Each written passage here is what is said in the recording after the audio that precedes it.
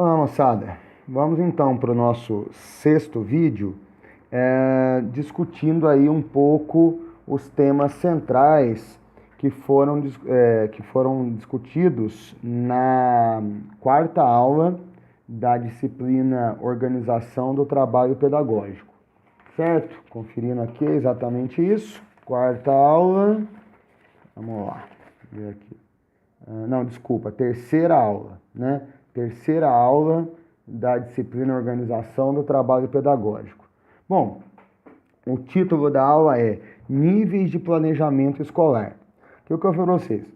Apareceu uma expressão na hora da prova, você não... estou com dúvida sobre o que é. Antes de ficar com dúvida ou inseguro, o que você faz? Você olha as palavras separadamente e tente colocá-las em outros contextos, em outras frases, para que você saiba o significado delas. Depois você faz um ajuntamento das duas. Por exemplo, aqui está níveis de planejamento escolar. Então, a primeira coisa, o que é planejamento escolar? Gente, planejar, sei lá, vou planejar uma viagem. Quando eu planejo uma viagem, eu vou levar duas coisas em consideração nesse planejamento. Primeiro, qual é a minha meta? Onde eu quero chegar? Para onde é que eu vou? Segundo, como eu vou? Por onde eu vou? Né? Vou por caminho tal, vou de ônibus, de avião. Então, o planejamento é isso. Você tem uma meta que você quer atingir. Né? Qual é o caminho que eu vou usar para chegar a essa meta final, esse objetivo final? Isso é planejamento escolar, porque é o planejamento dentro do ambiente escolar. Bom, qual é a meta do planejamento escolar? Na verdade, a meta do planejamento escolar é organizar o conhecimento que vai ser ensinado pela escola. Então, eu vou organizar o conhecimento que vai ser ensinado pela escola. Isso é planejamento escolar. Tudo bem? O que mais que a gente tem que discutir aqui? Bom, no planejamento escolar, o que você vai ter que considerar? Bom, primeira coisa, você vai ter que fazer uma seleção dos conteúdos a serem trabalhados em cada série. A partir do quê? Como é que eu escolho esses conteúdos?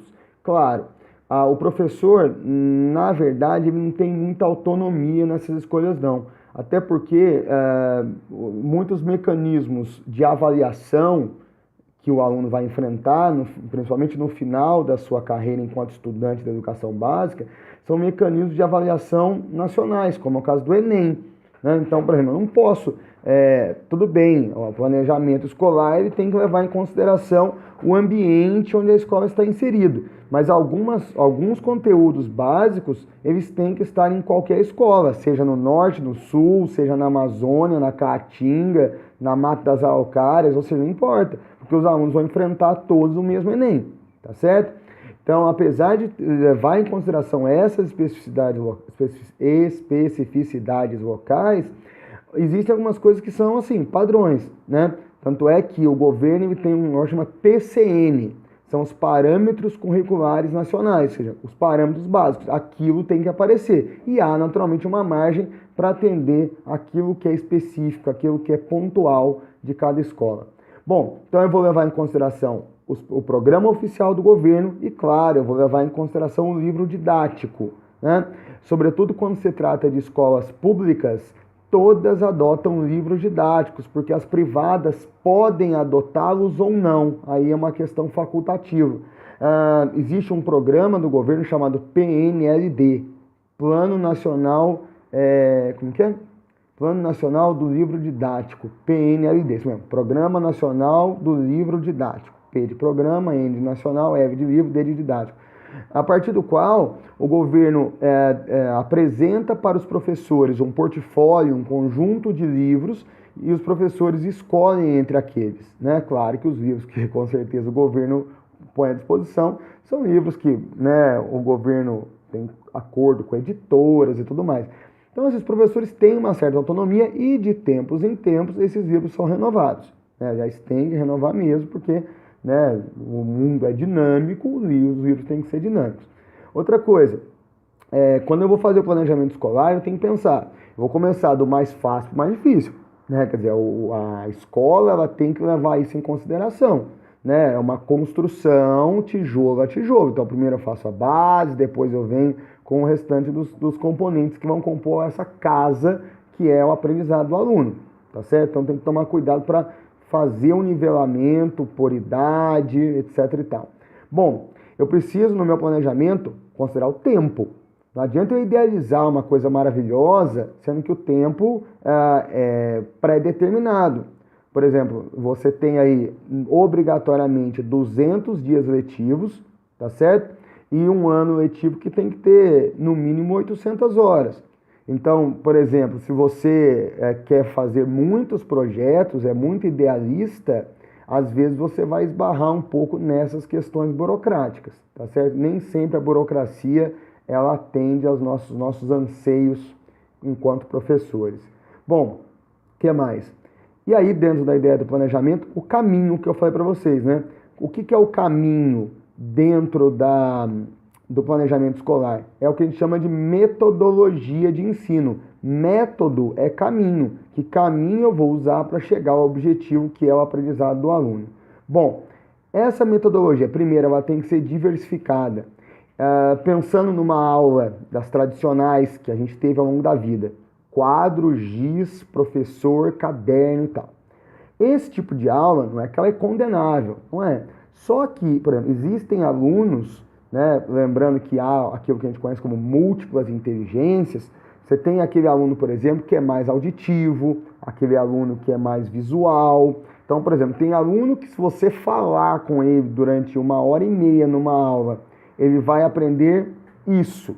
Só que se ele for muito visual, se você tivesse, durante essa 1h30, colocado 2, 3, 4 imagens, ou seja, modificado a sua metodologia e não ficado só na aula expositiva, o cara teria aprendido muito mais. Então eu tenho que levar em consideração que eu tenho dentro de uma sala de aula, o número de alunos, aliás, cada vez maior, eu preciso atender a múltiplas inteligências. Então eu tenho que usar métodos diferentes, né? Por conta disso, e porque se você repetir sempre do mesmo jeito, se torna mais cansativo, né? O cérebro sempre, não se esqueça, o cérebro sempre se cansa daquilo que se repete muito, né? Bom, eu costumo dar um exemplo, né? Se você pegar um prato e você está disposto a colocar nesse prato 600 gramas de comida, tá? Se você colocar nesse prato de 600 gramas, se você colocar 3 coisas só, arroz, feijão e carne, muito provavelmente você vai se cansar daquela comida, né? Ao passo que você pegar esse mesmo prato com esse mesmo, né, com essa mesma massa de 600 gramas, só que você, ao invés de colocar 3 coisas, colocar 6 coisas diferentes, o cérebro não cansa delas. Então você costuma comer mais. Estou dizendo, não estou nem discutindo a questão de nutrição, não é isso não entendo porcaria nenhuma disso. Mas é uma coisa que a gente percebe. Então, assim, o cérebro do aluno também é desse jeito. Está mais do que comprovado que um adolescente, que basicamente vai ser o nosso público, pensando dentro da escola, ele consegue se concentrar bem numa determinada atividade por no máximo 15 minutos. E aí eu tenho um módulo de aula de geralmente 50 minutos, quando as aulas não são geminadas, ou seja, 100 minutos.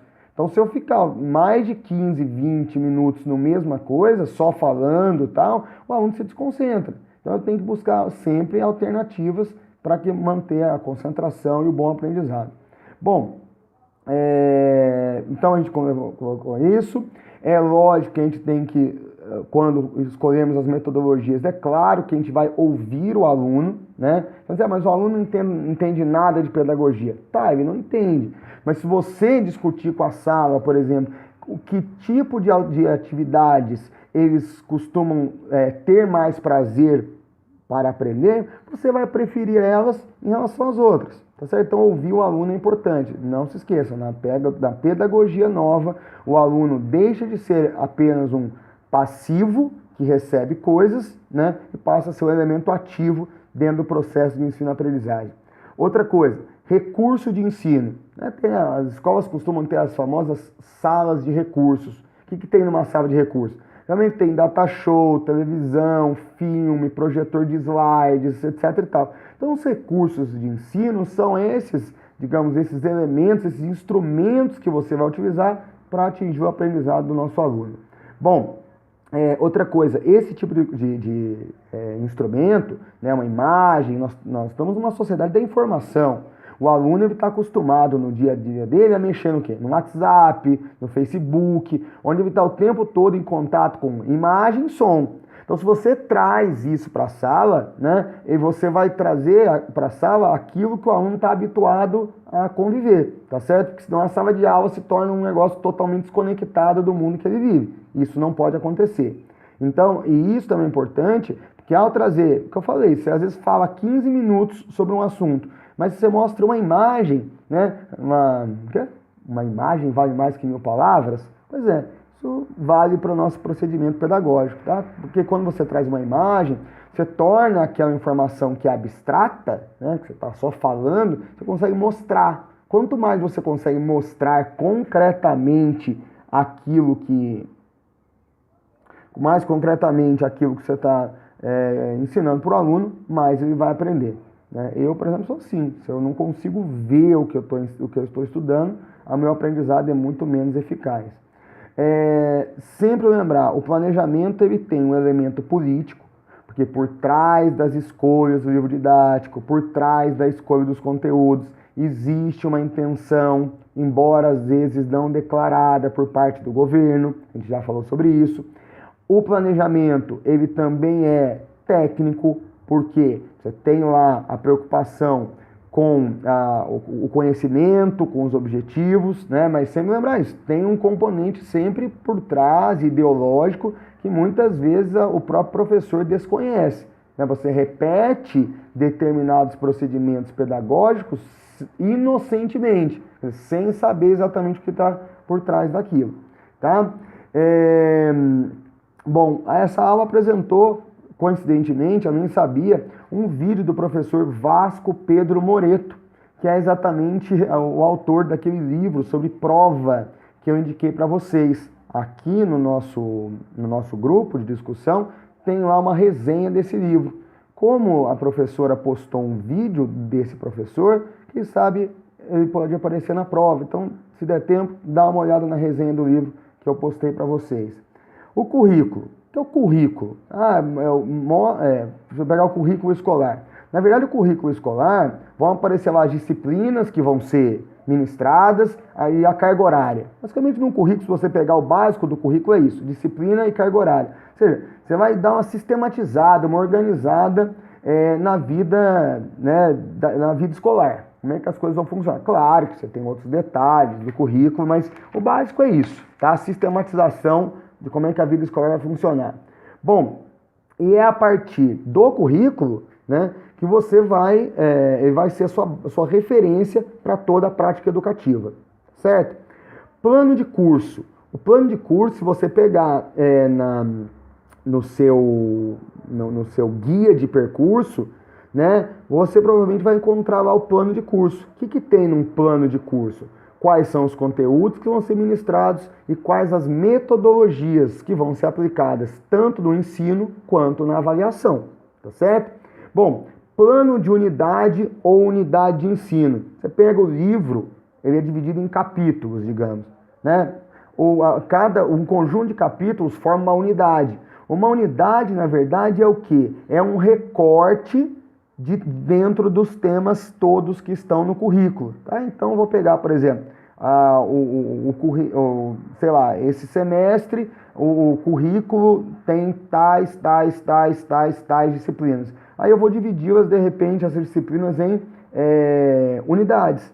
Então, uma unidade vai abordar tema A, tema B, tema C. Só lembrar, o livro, unidades subdivididas em capítulos. Né? Cada unidade reúne capítulos, ou seja, temas que estão relacionados àquele assunto geral da unidade. Plano de aula. Plano de aula é uma coisa bem particular, acho que é o momento mais particular e individual do professor.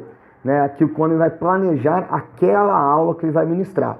Claro que ao planejar essa aula, lógico que ele tem que considerar o plano de unidade dessa escola, tem que considerar o plano de curso dessa escola, tem que considerar o currículo dessa escola, tem que considerar o ambiente escolar, quer dizer, as coisas não podem ser desvinculadas. Eu tenho que pensar na escola como uma máquina cheia de engrenagens e essas engrenagens elas têm que trabalhar de forma sincrônica, tá? Então eu não posso ter uma proposta escolar e dentro da minha aula eu faço outra coisa totalmente diferente, tá? Então, sei lá, vou pegar no caso muito que acontece com professores da minha área de história, né? Vamos imaginar, tem muita gente que defende a ditadura militar. Então hoje você pensa numa escola que se organiza toda para estimular a democracia, ou seja, a participação política das pessoas. Tanto é que hoje, em muitos lugares, a escolha do diretor da escola é uma eleição democrática, da qual os alunos fazem parte.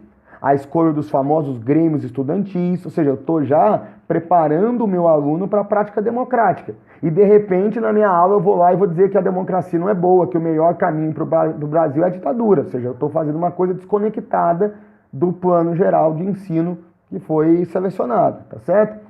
Bom, esse plano de aula é o elemento mais detalhado. Lá você vai colocar o que vou ensinar, como vou ensinar, o que vou passar no quadro, se você for passar a matéria no quadro, que recursos audiovisuais eu vou usar, que procedimentos eu vou usar. No caso de vocês, que tem muitas aulas externas, a maioria, aliás, é fora da sala de aula. Tudo bem, vou fazer uma aula tal, então vai ter uma parte de aquecimento, vai ter uma parte aeróbica, vai ter uma parte onde os alunos vão desenvolver determinado tipo de atividade esportiva. Enfim, você vai detalhar no seu plano de aula aquilo que você vai desenvolver, né? E fiquem bastante atentos, porque o plano de aula vai ser muito cobrado pela universidade quando você fizer o estágio, tá? Bom, projeto de ensino. Gente, fala-se muito hoje na educação através de projetos. Ou seja, a escola, além da divisão em disciplinas, né, e tal, você pode, digamos, transversalmente a essas disciplinas, você pode desenvolver projetos. Então eu vou desenvolver um projeto, por exemplo, relacionado a coleta seletiva. Esse é um projeto que, na verdade, todos os professores, aliás, todos os sujeitos do ambiente escolar, todos os sujeitos do ambiente educativo, vão ter que participar.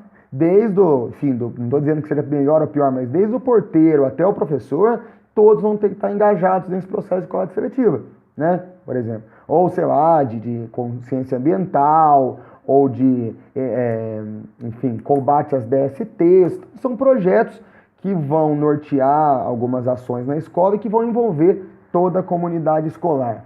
Bom, planejamento setorial ou projetos específicos. Gente, setorial, né? Você sabe que a estrutura de ensino no Brasil é dividida em setores, que a gente chama de níveis, né? Então, cada nível tem as suas características e o planejamento tem que ser feito respeitando essas características. O meu plano de aula, de curso ou de unidade para uma segunda série do ensino médio não é absolutamente nem parecido com um plano de curso ou o plano de aula, por exemplo, ou de curso, ou de unidade para o ensino fundamental, para a educação infantil, para a pré-escola. Então, o planejamento setorial é isso, né? Eu vou fazer elementos de planejamento respeitando cada setor, né? Ou cada segmento da escola. Então, vem a pré-escola, educação infantil, ensino fundamental 1, que vai até o 5º ano, ensino fundamental 2, que é do 6º ao 9º ano, 5ª à 8ª série, e depois o ensino médio. E, de repente, até uma parte técnica, se você estiver trabalhando numa escola onde o ensino médio oferece a formação técnica concomitantemente. Tudo bem?